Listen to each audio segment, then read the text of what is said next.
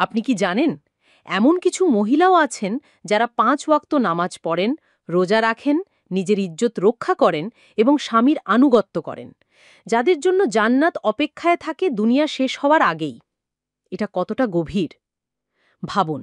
একজন নারী যদি ৫ ওয়াক্ত নামাজ ঠিকভাবে আদায় করেন, রোজা রাখেন, নিজের শরীর ও মানসিকতা রক্ষা করেন এবং তার স্বামীকে আদর্শভাবে সমর্থন করেন, তাহলে জান্নাতের একাধিক দরজা তার জন্য খোলা হয়ে যায়। এটা আমাদের জীবনের একটি গুরুতর বার্তা দেয়। দুনিয়াতে যখন অনেক কিছুই আমাদের নিয়ন্ত্রণে নেই, তখন শুধুমাত্র আল্লাহর সঙ্গে আমাদের সম্পর্ক এবং আমাদের কর্মই সেই পাথেও হতে পারে যা আমাদের জান্নাতের পথে নিয়ে যাবে। এখন আসুন একটু বিস্তারিতভাবে বুঝে নেই কিভাবে এই 4টি বিষয় আমাদের জন্য গুরুত্বপূর্ণ। ১.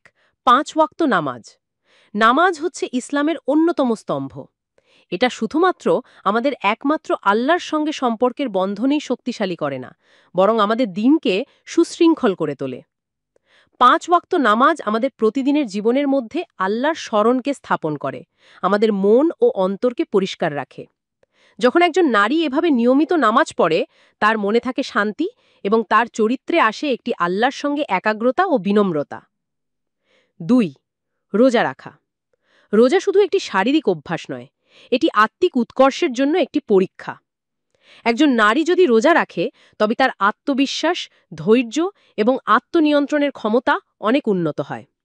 রোজা তার অন্তরে একটি বিশেষ প্রভাব ফেলতে থাকে, যা তাকে আল্লাহর কাছে আরও কাছে নিয়ে যায়। ৩. নিজের ইজ্জত রক্ষা করা। নারীদের জন্য নিজেদের ইজ্জত রক্ষা করা খুবই গুরুত্বপূর্ণ। এটি শুধু শারীরিকভাবে নয়, মানসিক ও আত্মিকভাবেও তাদের আত্মসম্মান বজায় রাখে। যখন একটি নারী তার লজ্জা ও সতীত্ব রক্ষা করে, তখন আল্লাহ তাকে মর্যাদার দৃষ্টিতে দেখেন। তার এই অঙ্গীকার তাকে পরিপূর্ণভাবে আল্লাহর কাছ থেকে পুরস্কৃত করে। ৪. স্বামীর আনুগত্য। একজন নারীর স্বামীর প্রতি আনুগত্য তার ব্যক্তিত্ব ও চরিত্রের পরিচায়ক।